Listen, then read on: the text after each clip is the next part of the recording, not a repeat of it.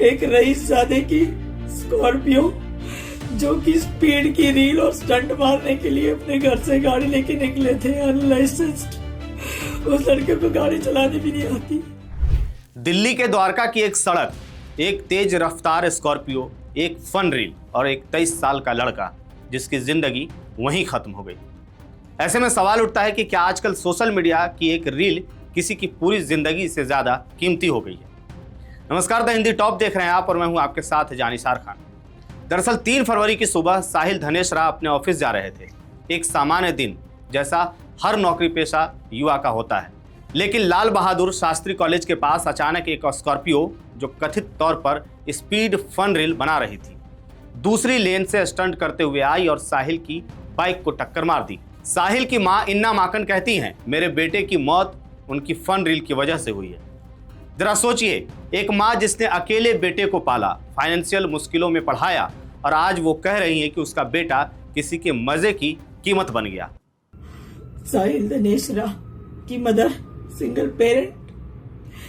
मैंने अपने बच्चे को 23 साल से एज ए सिंगल मदर पाला है और एक रईसजादे की स्कॉर्पियो जो कि स्पीड की रील और स्टंट मारने के लिए अपने घर से गाड़ी लेके निकले थे अनलाइसेंस्ड।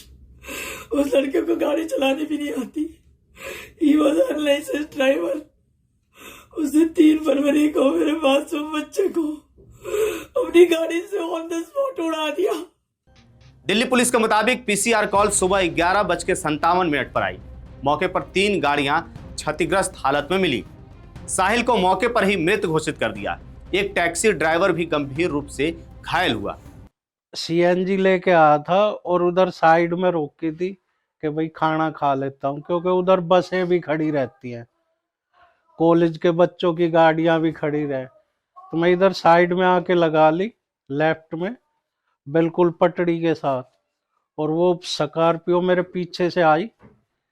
पहले तो उन्होंने बाइक में मारी, मैंने उसमें शीशे में देख लिया और वो मैं जैसे ही उतरने की वो करी, जब तक मेरी गाड़ी में भी लाके ठोक दी और मेरी गाड़ी आगे जाके लगी बस में। भाई इतना तो याद है। फिर बच्चों ने मेरे को बाहर निकाला, उन्होंने ई रिक्शा में बैठाया, वो मेरे को हॉस्पिटल तक छोड़ के आए। ऑटोप्सी रिपोर्ट कहती है कि मौत का कारण हेमोरेजिक शॉक था। सिर और जरूरी अंगों में गंभीर चोटें थी और चोटों का नेचर रोड ट्रैफिक एक्सीडेंट जैसा है। लेकिन सवाल यह है, क्या यह सिर्फ एक एक्सीडेंट था? साहिल की मां का आरोप है कि स्कॉर्पियो चला रहा लड़का 17 साल का नाबालिग था। उसके पास ड्राइविंग लाइसेंस नहीं था। वो अपनी बहन के साथ सड़क पर रील बना रहा था और वीडियो में स्पीड साफ तौर पर दिख रही है। वह कहती हैं कि यह सिर्फ हादसा नहीं है, क्रिमिनल एक्टिविटी है। अगर कोई बिना लाइसेंस की गाड़ी चला रहा है, अगर उस पर 13 ओवर स्पीडिंग चालान पहले से है, अगर वह सार्वजनिक सड़क पर स्टंट कर रहा है, तो क्या यह लापरवाही है या जानबूझ करके खतरा है? और अब सबसे बड़ा सवाल, आरोपी नाबालिग है, उसे मौके पर पकड़ा गया, जुवेनाइल जस्टिस बोर्ड के सामने पेश किया गया और 10 फरवरी को उसे अंतरिम बेल मिल गई, क्योंकि उसकी क्लास 10वीं की बोर्ड परीक्षाएं हैं। एक तरफ बोर्ड एग्जाम है, दूसरी तरफ एक माँ का इकलौता बेटा जिसकी जिंदगी का कोई री एग्जाम नहीं होगा। क्या कानून में इंसाफ की रफ्तार भी उम्र देख करके बदल जाती है? दिल्ली पुलिस ने पहले एफआईआर में आरोपी की उम्र 19 साल लिखी। बाद में दस्तावेजों से पता चला कि वह 17 साल का है। पिता को हिरासत में ले लिया गया, फिर रिहा कर दिया गया। पुलिस कहती है कि एमवी यानी कि मोटर व्हीकल एक्ट के तहत पिता का नाम चार्जशीट में डाला जाएगा। लेकिन क्या यह काफी है? अगर एक नाबालिग के पास 13 चालान है तो सवाल सिर्फ उस लड़के पर नहीं, उसके अभिभावकों पर भी है और उस सिस्टम पर भी है जिसने उसे पहले नहीं रोका।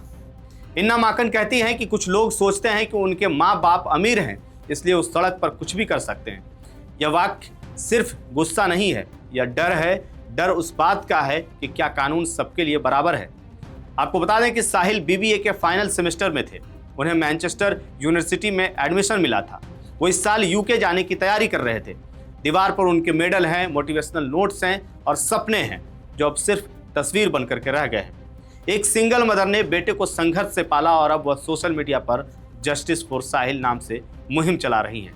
इस पूरी खबर को लेकर आपकी क्या राय है, आप क्या सोचते हैं, कमेंट बॉक्स में जरूर बताइएगा। मेरा नाम है जानिसार खान, आप देख रहे हैं द हिंदी टॉप। वीडियो अच्छी लगे तो चैनल को सब्सक्राइब कीजिएगा और हमें इंस्टा, फेसबुक और एक्स पर भी फॉलो कीजिएगा।